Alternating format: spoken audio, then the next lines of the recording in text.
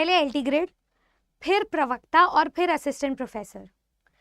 उत्तर प्रदेश शिक्षा सेवा चयन आयोग का तो पता नहीं, लेकिन जिस गति से उत्तर प्रदेश लोक सेवा आयोग अपनी भर्ती प्रक्रिया को कंडक्ट करवा रहे हैं, ऐसा लग तो यही रहा है कि वो 1 साल के अंदर अपनी जो प्रारंभिक परीक्षा है वो कंडक्ट जरूर करवा के रहेंगे। और ऐसा मैं नहीं, आज की अखबार कह रही है।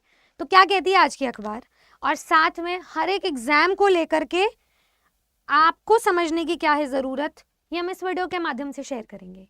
तो आप सभी का स्वागत करती हूँ आपके अपने परिवार टीचर्स अड्डा टीजीटी पीजीटीआरआर 24/7 पर। मेरा नाम निधि अरोरा है और इस अखबार के तहत इनका ये कहना है कि उत्तर प्रदेश एलटी ग्रेड में 7 साल बाद भर्ती प्रक्रिया आई है। 2018 के बाद 2025 में पहले पद ज्यादा थे, 10,768 थे, ठीक है। फिर उसके बाद 68 थे और फिर अब आपको जो पद देखने को मिल रहा है वो है 7466। पदों की संख्या कम मिल रही है, विषय उतने ही है, लेकिन पैटर्न चेंज होता हुआ दिखाई दे रहा है। एप्लीकेशन प्रक्रिया इनकी समाप्त हो चुकी है। आपका जो एग्जाम है वो प्री प्लस मेंस में विभाजित है और उन्होंने बोला क्योंकि सबसे पहली भर्ती की अनाउंसमेंट एलटी ग्रेड की हुई थी, तो इनकी जो प्रारंभिक परीक्षा की तिथि है उसको जल्द ही अनाउंस करेंगे, वो भी इसी साल। क्या होगी वो डेट्स, मैं आप लोगों से जानना चाहूंगी। दूसरी बात इन्होंने कही, उत्तर प्रदेश में जो जीआईसी प्रवक्ता है उनकी भर्ती भी 5 साल में आ रही है, 2020 के बाद अब आ रही है। 1518 पदों पर भर्तियां हैं, सब्जेक्ट्स उतने ही हैं।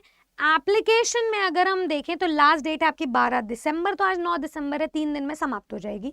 फटाफट से फॉर्म फिल कर लीजिए। इस बार जो एग्जाम है वो प्री प्लस मेंस में होगा, प्रारंभिक और मुख्य ये 2 श्रेणियां होंगी। पिछली बार भी ऐसा ही हुआ था एग्जाम, और ये बोला जा रहा है कि 2026 में कहीं ना कहीं शुरुआत में इसका एग्जाम ले लेंगे। तीसरी जो न्यूज है वो ये कह रहे हैं कि अब यूपी में असिस्टेंट प्रोफेसर के पोस्ट पर भी भर्ती निकाली गई है। तो ये जो भर्ती है ये 2025 में अभी आई है। 1253 आपके पद हैं। एप्लीकेशन फॉर्म की जो प्रक्रिया है उसकी अंतिम तिथि है 6 अक्टूबर। और इस बार बहुत बड़ा, इनफैक्ट सबसे बड़ा बदलाव ही असिस्टेंट प्रोफेसर की पोस्ट पे देखने को मिल रहा है, क्योंकि आपको ना सिर्फ प्री मिल रहा है बल्कि मेंस में भी पेपर है और उसके बाद इंटरव्यू भी है। तो सबसे ज्यादा समय इस भर्ती को पूरा करने में लग जाएगा। असिस्टेंट प्रोफेसर की पोस्ट है, कोई हल्के में तो है नहीं। और इसमें भी जो अंदाजा है, अनुमान लगाया हुआ है, वो 2026 में इसका एग्जाम कंडक्ट करवाएंगे। इन तीनों को मिलाकर बोला गया है कि तीनों भर्तियों का जो प्रारंभिक स्तर है वो 1 साल में कंप्लीट करवा देंगे। तो आज हम 9 सितंबर को खड़े हैं, अगले 9 सितंबर तक इनका ये मानना है कि एलटी ग्रेड का जो प्रारंभिक परीक्षा है, जीआईसी की प्रारंभिक परीक्षा और जो असिस्टेंट प्रोफेसर की प्रारंभिक परीक्षा है वो 1 साल में संपन्न हो जाएगी। और साथ ही साथ में आप ये देखिए कि जीआईसी की पोस्ट बाद में आई, फिर असिस्टेंट प्रोफेसर की आई, तो सितंबर के मंथ तक तो आप ये मान के चलिए कि एलटी ग्रेड का जो हमारा दूसरा श्रेणी है मुख्य एग्जाम, वो भी आपका कंडक्ट हो चुका होगा। अब इसके अलावा कुछ और भी कह रही है आपकी न्यूज इसके साथ साथ ही कह रही है कि निरीक्षक के 2 पद हैं, उनमें सीधी भर्ती देखने को मिल रही है और ये मंगलवार को डिसीजन लिया गया है। साथ ही साथ में प्रोफेसर के 3 पद हैं, वो पद कौन से हैं, होम्योपैथिक चिकित्सा महाविद्यालयों के लिए ये पद हैं, उसमें भी सीधी भर्ती हो रही है और उसके लिए जो इंटरव्यू है उसमें बुलाया गया है इन 3 पदों के लिए सितंबर के तीसरे हफ्ते में। तो ये 2 अच्छी खबर भी है और उसके ऊपर ये 3 अच्छी खबरें हैं, चेरी ऑन टॉप पॉइंट्स हैं। मेरा आपको ये न्यूज तक पहुंचाने के पीछे ऑब्जेक्टिव एक ही है कि उत्तर प्रदेश शिक्षा सेवा चयन आयोग भले ही ढिलाई दे रहा है, हमें कहीं ना कहीं स्पीड पकड़ता हुआ दिखाई दे रहा है उत्तर प्रदेश लोक सेवा आयोग। इसके पीछे का कारण ये है कि जब स्टूडेंट्स एक तरफ कोर्ट कचहरी के चक्कर लगा रहे हैं कि टेट की मान्यता को अनिवार्य किया जाए, ठीक है, इन सारे स्टूडेंट्स में और डिग्रीज भी ऐड किया जाए, एलटी ग्रेड के फॉर्म फिलिंग में कोई बदलाव नहीं हुआ, ना ही इनकी नियमावली में कोई बदलाव हुआ, ना ही इसमें बदलाव हुआ। अब जीआईसी में भी कोई बदलाव नहीं होता हुआ दिख रहा है। एक बार जो प्रोटोकॉल्स और जो नियमावली आयोग की तरफ से आ गई है उसे फिक्स कर लिया गया है और उस पर एग्जाम कंडक्ट करवाने के लिए ऐसा लग रहा है कि आयोग अभी फर्म है। अब उसमें उनका चाहे किसी भी प्रकार से बेनिफिट क्यों ना हो, इवेंचुअली यहाँ पर ये जो हमारी जीआईसी और एलटी ग्रेड की पोस्ट है इसमें जो नंबर ऑफ सिलेक्शंस है वो ज्यादा हो सकते हैं। ऐसा इसीलिए क्योंकि यहाँ पे कोई टेट मान्यता को अभी तक कंपलसरी नहीं ठहराया गया है। तो नंबर ऑफ एस्पिरेंट्स यहाँ पे ज़्यादा हैं, ज़्यादा स्टूडेंट्स को मौका मिल रहा है, ज़्यादा OTR रजिस्ट्रेशन हो रहे हैं, आपकी एलिजिबिलिटीज़ जो आपकी योग्यता है उसे बहुत फ्लेक्सिबल किया जा रहा है, तो आपके जो चांसेस है इस पेपर में अपीयर होने के वो भी बढ़ रहे हैं। तो सिलेक्शन के क्यों ना बढ़े।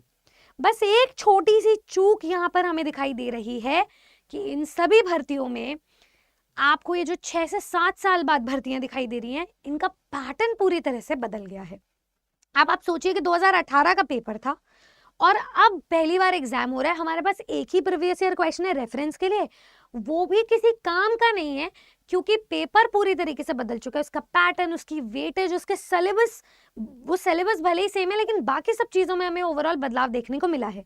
जब हम प्री को पास करेंगे और मेंस का पेपर सब्जेक्टिव रूप से देंगे तो हमें सिर्फ मेथड ऑफ एलिमिनेशन नहीं, बाकी बहुत सारे मेथड्स अपनाने होंगे, अपनी आंसर राइटिंग को स्ट्रॉन्ग करना होगा, क्रिटिकल एनालिसिस को परखना पड़ेगा।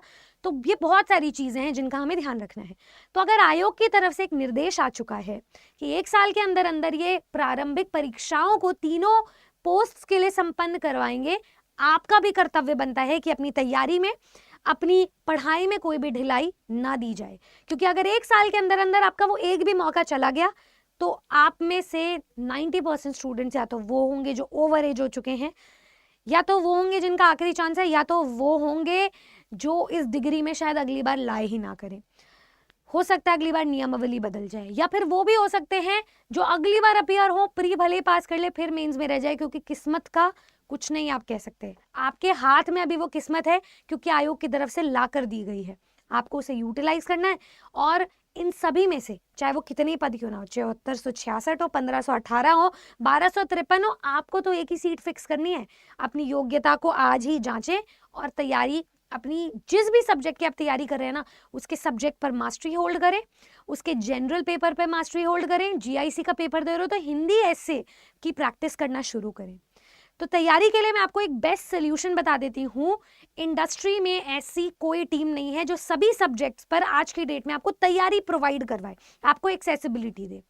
तो जो भी स्टूडेंट सिर्फ ये सोच के आते हैं कि ये तो कोर्स बेचने आए हैं, अगर टीचर्स को यहाँ पर पूरा भरोसा है कि उनके दिए हुए कंटेंट से, उनके पढ़ाने के तरीके से स्टूडेंट्स का एग्जाम क्रैक हो सकता है, तो ये ज्ञान मैं अवश्य आप लोगों के साथ बांटना चाहूँगी।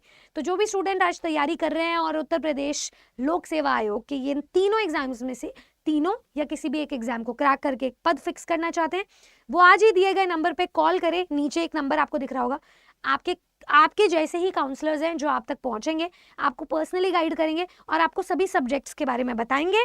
और आप डिस्काउंट के लिए, ये कूपन कोड है, किसी भी बैच में एनरोल करने के लिए ये डिस्काउंटेड कूपन कोड है, ये अप्लाई करना ना भूलें। चलिए मैं आपसे बस इजाजत लेती हूँ। हमारे बैचेस शुरू हो चुके हैं, संगम 2.0 बैच भी फुल होने जा रहा है, उससे पहले कि इसमें कोई जगह ना बचे और टीचर्स की जो कैपेबिलिटी है आप उन्हें यूटिलाइज कर सकें। मैं सभी से रिक्वेस्ट करूंगी कि आप जल्द से जल्द हमारे बैचेस में एनरोल करें, आज उसका हिस्सा बने और तैयारी को शुरू करें। मैं अपनी जो बैचेस में क्लास है वो दोपहर को 12 बजे लेती हूँ। Thank you so much. ऐसी और वीडियोस के लिए सब्सक्राइब करें आपके और हमारे अपने परिवार टीचर्स अदाइन TGT PGT RR 24/7 को। मैं मिलूंगी आपसे नेक्स्ट वीडियो में। अंत करने से पहले, जाने से पहले बस आपसे जानना चाहूंगी कि आप किस एग्जाम को लेकर के सबसे ज्यादा सीरियस हो और आपकी अकॉर्डिंग योग्यता क्या होनी चाहिए एग्जाम के लिए, एक एस्पिरेंट की प्रतिभा क्या होनी चाहिए। Good luck.